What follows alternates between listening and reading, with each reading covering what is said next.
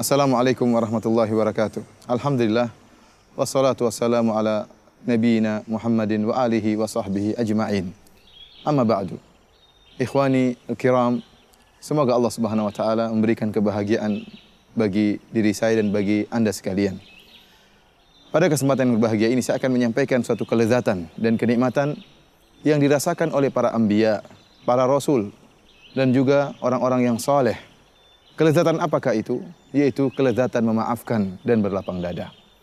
Sungguhnya kita dapati sebagian orang yang memiliki permasalahan sama orang lain, terkadang bermusuhan sama kerabatnya sendiri, jengkel sama pamannya, jengkel sama kakaknya, bahkan terkadang jengkel sama bibinya, bahkan terkadang bermusuhan dengan ibunya sendiri, dengan ayahnya sendiri, atau jengkel sama teman-teman kantornya atau teman-teman bergaulnya.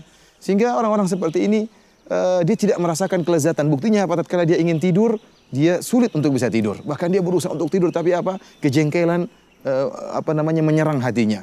Kejengkelan, kemarahan, kedongkolan terhadap teman-temannya, terhadap kerabatnya membuat dia sulit untuk tidur. Dia berusaha meletakkan bantal di kepalanya, namun tidur tidak juga mendatanginya. Kenapa? Pikiran dia, hati dia tidak enak, tidak gelisah hatinya. Tetapi orang yang memaafkan berbeda. Orang yang memaafkan, hatinya lapang, dia mungkin dicerca oleh orang lain, dihina oleh orang lain, tapi dia dalam keadaan bahagia, dia pun tidur pulas. Dia tidak ingin merepotkan hatinya, tidak ingin menyulitkan hatinya. Kita tahu hati kita ini kecil, kalau kita isi dengan kebencian, kemarahan, kedongkolan, hati ini jadi berat. Hati ini jadi berat sehingga untuk tidur pun sulit, untuk mau santai pun sulit, sehingga di mana-mana gelisah hati ini. Kenapa? Karena jengkel sama orang lain, marah sama orang lain.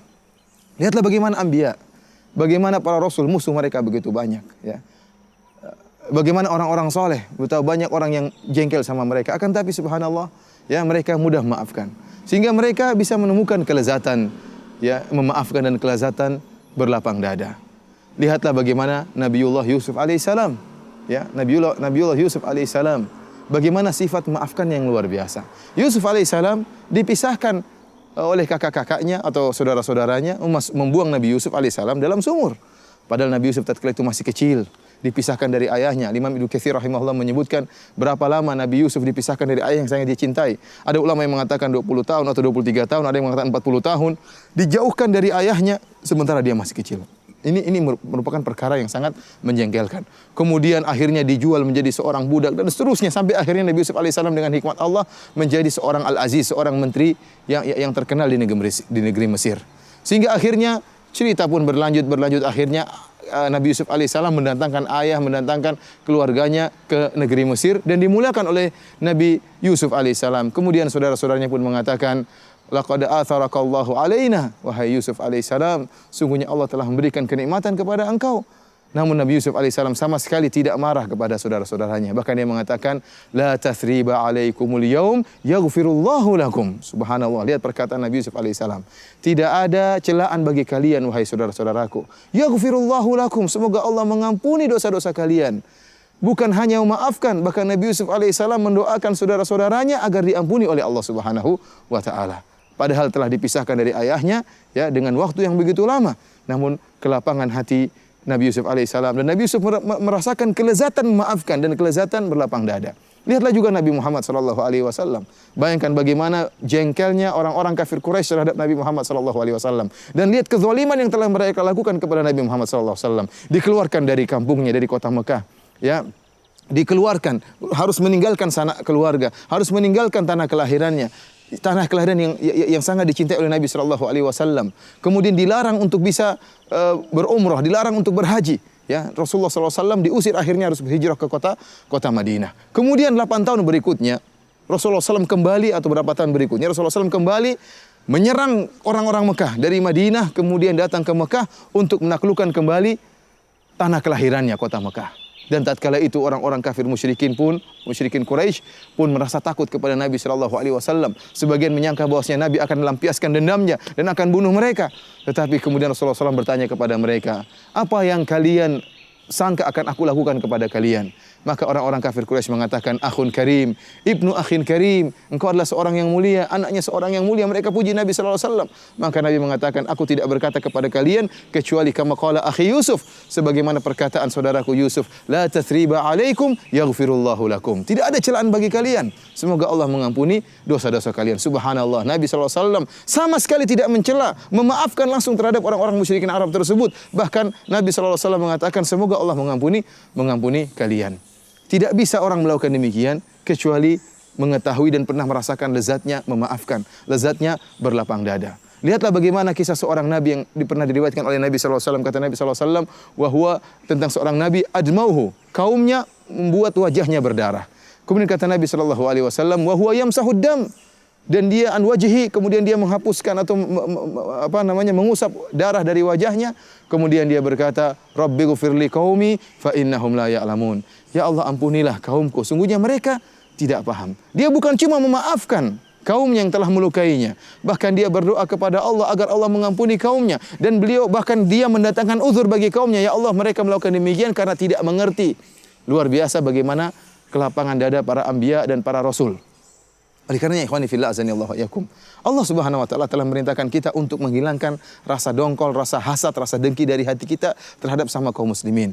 Kata Allah Subhanahu wa taala, walladzina ja'u min ba'dihim yaquluna rabbana ighfir lana wa li ikhwanina alladzina sabaquna bil iman wa la taj'al fi qulubina ghillan lil ladzina amanu rabbana innaka ra'ufur rahim. Dan orang-orang yang datang setelah kaum Muhajirin dan kaum Ansar, mereka berdoa, ya Allah, ya ampunilah kami dan ampunilah orang-orang sebelum kami, orang-orang yang beriman sebelum kami. Subhanallah, mendoakan dirinya, mendoakan orang yang beriman yang lain. Wala taj'al fi qulubina ghillan lil ladzina amanu. Dan Allah, janganlah kau jadikan dalam hati kami ghil, dengki, hasad, kejengkelan terhadap orang-orang mukmin yang lain. Sungguhnya Engkau Maha Pengasih lagi Maha Penyayang. Ini doa yang diperintahkan oleh Allah agar kita berdoa dengan doa tersebut, sifat yang sangat mulia. Oleh karena kita lihat bagaimana penghuni surga, Allah akan bersihkan hati-hati mereka. Kata Allah Subhanahu wa taala, wa naza'na ma fi sudurihim min ghil, dan kami akan mencabut ghil, yaitu kedengkian, kejengkelan dari hati-hati penghuni surga sebelum Allah masukkan ke dalam surga Allah. Dan kita tentunya ingin memiliki sifat-sifat sebagaimana sifat-sifat penghuni surga. Ikhwani fillah azani Allah wa iyyakum, para pemirsa yang dirahmati oleh Allah Subhanahu wa taala, kita tidak berbicara tentang para anbiya saja, tapi kita juga berbicara tentang contoh nyata, ya, para ulama bagaimana kelapangan hati mereka dalam memaafkan. Saya juga tidak berbicara tentang para ulama terdahulu seperti Syekhul Islam Ibnu Taimiyah yang sangat luar biasa sifat maafkannya. Saya berbicara tentang ulama zaman sekarang, Syekh bin Baz rahimahullah, yang hidup di abad kita, abad ke-20, hidup di abad kita ini. Bagaimana sifat memaafkan yang luar biasa. Disebutkan dalam satu ceramah tentang bagaimana sifat Syekh bin Baz rahimahullah, di mana suatu saat beliau hadir dalam pengadilan.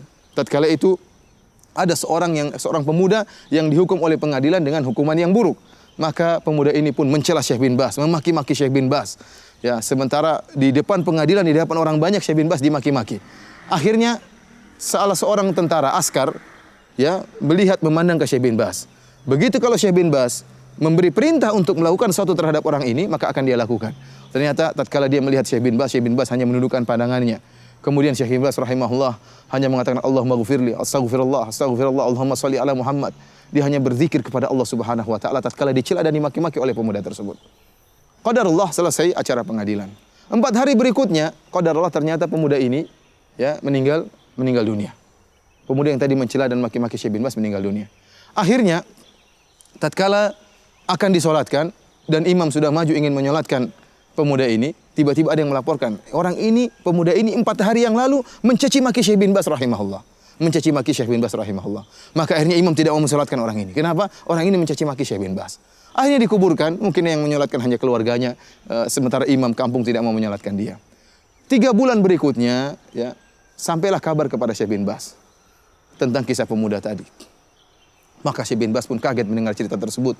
Maka dia pun minta supirnya untuk mengantar Syekh bin Baz, mengantar beliau ke kuburan orang tersebut. Maka supirnya pun segera mengantar Syekh bin Baz ke kuburan pemuda tadi yang tidak disolatkan oleh imam kampungnya. Maka Syekh bin Baz rahimahullah kemudian solat jenazah di kuburan orang tersebut. Kemudian Syekh bin Baz berdoa sekitar setengah jam mendoakan pemuda ini. Luar biasa ikhwan. Bagaimana orang bisa seperti ini kecuali karena hatinya apa? Hatinya yang sangat lembut. Oleh karena ikhwani fil azani wa saya juga pernah mendengar cerita di Idaatul Quran. Tatkala suatu saat Syekh bin Baz kemudian sedang mengisi pengajian, tiba-tiba ada orang yang mengirim pertanyaan, Syekh bin Baz, saya mohon maaf karena saya pernah mencela engkau demikian. Mohon maafkan saya Syekh bin Baz. Maka Syekh bin Baz mengatakan, ya bunayya, ya ibni, wahai anakku, wahai putraku, saya telah maafkan engkau. Dan juga saya telah maafkan orang-orang yang sebelum engkau mencelaku. Dan saya juga akan maafkan orang-orang yang setelah engkau akan mencelaku. Luar biasa, akhirnya membuat orang-orang para hadirin pun menangis mendengar jawaban Syekh bin Baz rahimahullahu ta'ala. Tidak mungkin seorang ya bisa memiliki kebersihan hati, kemudian memaafkan saudaranya, kecuali orang yang memiliki iman yang tinggi kepada Allah subhanahu wa ta'ala. Yang mengetahui bahwasanya di balik pengampunan dan memaafkan pahala yang besar dari Allah subhanahu wa ta'ala. Bukankah Allah subhanahu wa ta'ala telah berfirman, falyafu wal yasfahu, ala tuhibbuna ayaghfirallahu lakum. Hendaknya mereka berlapang dada dan memaafkan. Apakah kalian ingin dimaafkan oleh Allah subhanahu wa ta'ala? Jika kalian memaafkan saudara kalian, maka kalian akan diampuni oleh Allah subhanahu wa ta'ala. Ikhwanil kiram, ya, ikhwatil kiram, para pemirsa yang dirahmati oleh Allah subhanahu wa ta'ala. Kau ingin bahagia? Anda ingin bahagia? Maka maafkanlah saudara-saudara Anda, maafkanlah kakak Anda, maafkanlah ibu Anda kalau bersalah sama Anda, maafkanlah istri Anda, maafkanlah guru Anda, maafkanlah teman Anda, ya. Anda akan merasakan ketenangan, tidur pulas, santai. Tapi kalau Anda tidak maafkan, maka akan menjadi dongkol, berjalan di mana-mana dongkol. Setiap melihat musuh Anda semakin dongkol. Seakan-akan Anda kurang beriman tentang takdir Allah. Yakinlah bahwasanya semuanya sudah ditakdirkan oleh Allah Subhanahu wa taala. Dan jika Anda maafkan, maka Allah akan berikan kelezatan dalam hati Anda, kelezatan memaafkan. Dan sungguh memaafkan itu ada kelezatan. Dan begitu indah jika seorang punya masalah dengan orang lain dan orang tersebut menzalimi dia, kemudian dia bangun di malam hari, salat malam, kemudian berdoa, ya Allah ampunilah si fulan, ya Allah telah menzalimiku, maafkanlah dirinya. Allah akan berikan kelezatan yang luar biasa dalam hati orang yang melakukan demikian. Demikianlah para pemirsa yang dirahmati Allah Subhanahu wa taala. Semoga Allah menjadikan kita orang-orang yang mudah memaafkan sehingga kita bisa hidup dengan tenang, bisa hidup dengan bahagia, tidur dengan pulas, bisa memanfaatkan waktu kita untuk hal-hal yang bermanfaat. Tapi kalau kita jengkel sama orang, ada perkataannya kita kritiki, omongannya sedikit-sedikit kita kritiki, kita ingin bantah, kita ingin ngerot, kita ingin bantah, akhirnya apa?